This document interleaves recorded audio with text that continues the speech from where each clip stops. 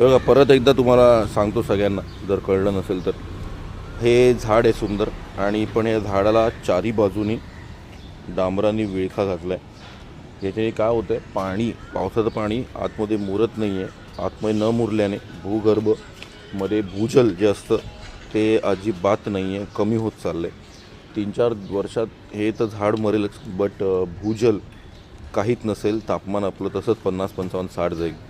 जर हे वाचवायचं असेल, हे जर सुधारायचं असेल, तर आपल्याला 95% झाडं आपल्या शहरात अशी आहेत ज्यांना सिमेंटनी, नाहीतर डांबरानी, नाहीतर पेवर ब्लॉकनी बांधलं आहे. जर आपल्याला पुढचं आयुष्य चांगलं, पेढ्यांचं चांगलं करायचं असेल, त्या सगळ्या झाडांना या विळख्यातून बाहेर काढलं पाहिजे, तर जाऊन कुठे चांगलं होईल. तुमच्या एरियात फिरा, ग्रुप बनवा, पण हे चेंज करा. धन्यवाद.